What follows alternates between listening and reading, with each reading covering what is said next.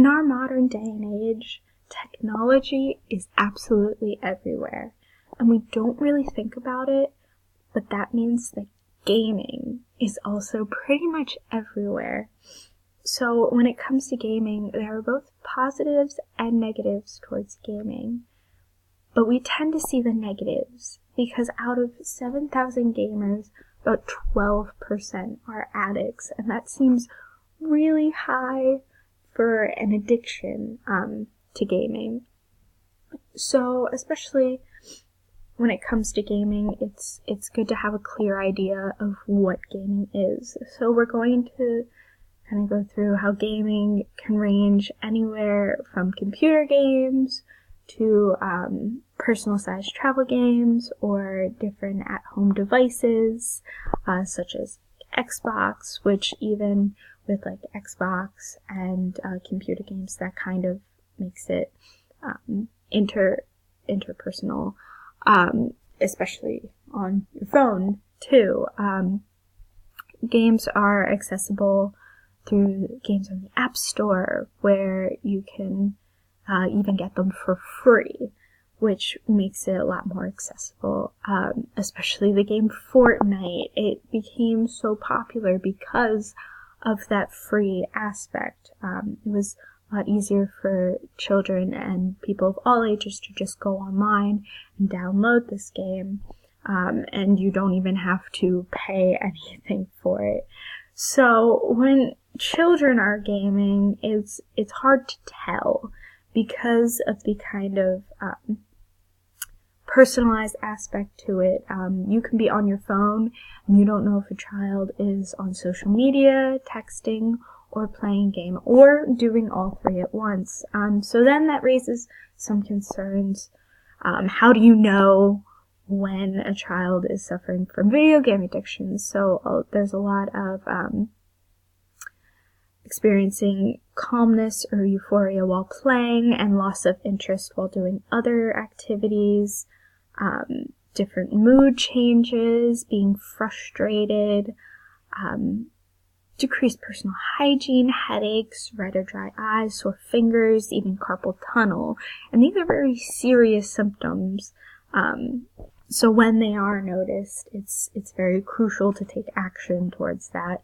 So a lot of parents, the first kind of thought that will come to mind are different surveillance programs that you can download, like Surveil Star, where you can track, monitor, and even set time limits on different games that can be played. And it's also very good to keep an open conversation with your children about their gaming, even getting their opinion on why they like gaming, why they don't, what games they like, what they don't, and even trying to be a part of that. It helps the children know that they are there to cultivate and manage their digital identity and reputation, and it makes them aware of the permanence of their actions in the digital world. Because we think of gaming as different worlds, but really it's just another part of the digital world we live in.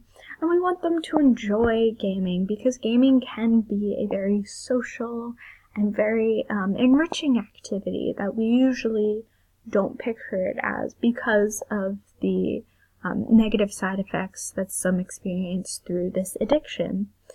So, especially we live in a world where technology is amazing us with things like virtual reality. Children can visit places that they've never been before, and it feels very real. So we want to have that positive attitude towards technology and gaming, especially the place to start it is in the classroom, because the habits that they learn in the classroom they'll be able to take home, and working together as parents, teachers, and students to cultivate this positive gaming experience. So some of the games that can be used in the classroom and at home, the first is Tinker. Tinker teaches coding skills through different games and puzzles,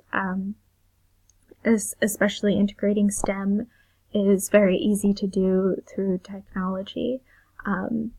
TinyTap has different categories for different subject areas, different games that children can play to practice the different concepts that they have learned. This website is more for younger kids and more for older kids learning different engineering and mechanic type skills. There is GameStar Mechanic. There's different quests and tests that children can do to practice these skills that they have learned. Spelling City is a great one for all different ages, where it takes different vocab sections and turns them into spelling games. Especially, spelling can kind of be a very mundane subject to learn, but it makes it a lot more interactive and fun. So looking towards the future, there are positive and negative sides towards video games, but if we start as teachers fostering this kind of positive attitude towards gaming, children will be more open to talking about their gaming habits. And it can foster a very positive and enriching classroom environment, and then when it is taken home, it will foster the same kind of environment. And thanks for watching. That's the end of my presentation.